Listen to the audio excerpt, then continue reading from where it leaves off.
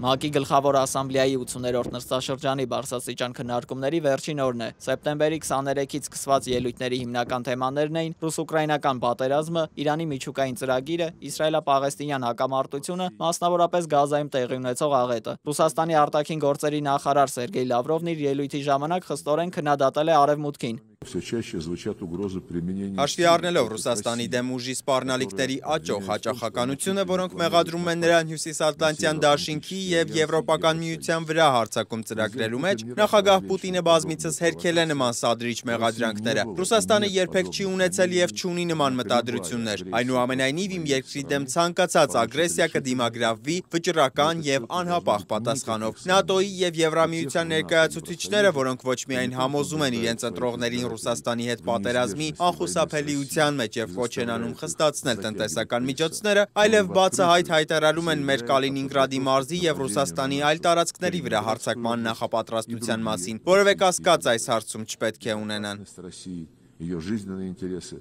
Եվրոպական խորհրդի նախագահ Անտոնիո Կոշտան իր հերթին մեղադրել է Ռուսաստանին ապակառուցողական գործողությունների համար և հայտարարել, որ Եվրամիության ճնշումները կշարունակվեն։ Մենք կշարունակենք ճնշում գործադրել Ռուսաստանի վրա, այս պատերազմը դադարեցնելու համար։ Մենք կոչ ենք անում անցկացնել բովանդակալից բանակցություններ, անհապաղ հաշտություն հաստատել և ապահովել արդար ու կայուն խաղաղություն։ Հատկանշական էր Թուրքիայի նախագահ Էրդողանի ելույթը, որտեղ նա ի զարմանս հայոց ցեղասպանությունը ճանաչած շատ պետությունների խոսում էր ցեղասպանության անթույլատրելիության, անմեղ զոհերի և բռնի տեղանությունների մասին։ Մասնավորապես, Գազայում ցեղասպանությունը մեր աչքի առաջ շարունակվում է ավելի քան 700 օր։ Նույնիսկ այս պահին, երբ մենք հանդիպմանն ենք, Գազայում խաղաղ բնակիչներ են սպանվում։ Գազայում զոհված խաղաղ բնակիչների թիվը գերազանցել է 65,000-ը։ Գերմանիան ի տարբերություն եվրոպական դաշնակիցների, չնայած խուսափեց Պաղեստինի պետությունը ճանաչելուց, սակայն արտգործ նախարարի մակարդակով հայտարարեց, որ միակ լուծումը դա երկու պետության բանաձևով լուծումն է և կոչ արեց դադարեցնել Գազայում տեղի ունեցող հումանիտար աղետը։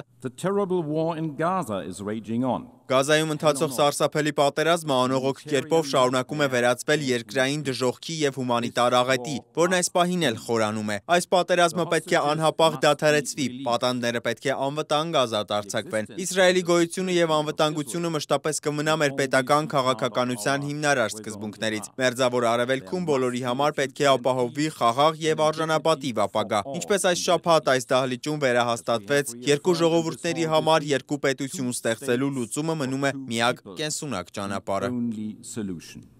Երկու պետության բանաձևին դեմ էին Միացյալ Նահանգներն ու Իսրայելը, և վերջինի վարչապետի հայտարարությունները հակասական էին։ Նեթանյահուն պաղեստինցիներին համեմատել է ահաբեկիչների հետ։ Նա նշել է, որ հոկտեմբերի 7-ի հարձակման ժամանակ Համասը գերեվարել է ավելի քան 250 հոգի, որոնց թվում եղել են հոլոքոստի վերապրածներ, տատիկներ և նրանց թոռնիկները։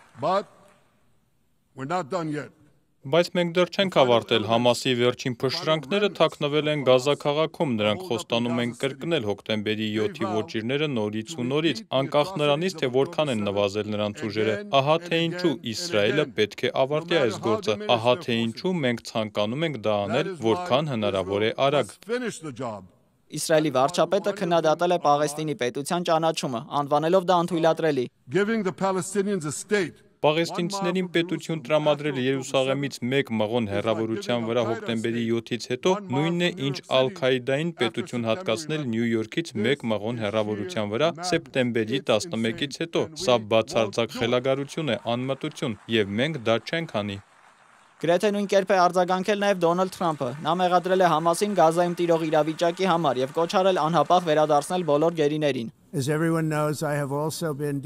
խորապես ներգրաված եմ եղել Գազայում հաշտության հաստատման ջանքերում։ Պետք է դա ավարտին հասցնել։ Ցավոք, Համասը բազմիցս մերժել է խաղաղության հաստատման խելամիտ առաջարկները։ Մենք չենք կարող մոռանալ հոկտեմբերի 7-ը, այդպես չէ։ Այժմ, կարծես խրախուսելով շարունակվող հակամարտությունը, այս մարմնի որոշ անդամներ ձգտում են միակողմանիորեն ճանաչել Պաղեստինի պետությունը։ Սա չափազանց մեծ պարգև կլինի Համասի ահաբեկիչներին, նրանց կատարած վայրագությունների համար։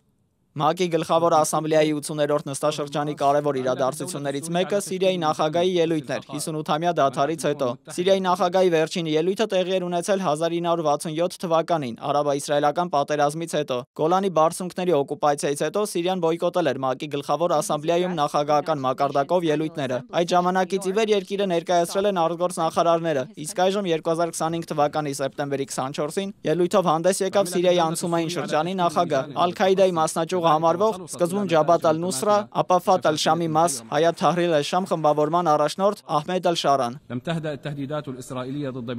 Իսրայելի սպառնալիքները մեր երկրի դեմ չեն դադարել 2024 թվականի դեկտեմբերի 8-ից մինչ օրս։ Իսրայելի քաղաքականությունը հակասում է Սիրիային եւ նրա ժողովրդին հաջակցող միջազգային դիրքորոշմանը, փորձելով օգտագործել անցումային փուլը, ինչը տարածաշրջանը մղում է նոր հակամարտությունների շրջափուլի մեջ, որի վերջը ոչ ոք չգիտի։ Ի պատասխան Սիրիան կօգտագործի երկխոսություն եւ դիվանագիտություն այս ճգնաժամը հաղթահարելու համար եւ վերահաստատում է իր հանձնառությունը 1974 թվականի զինաթափման համաձայնագրին։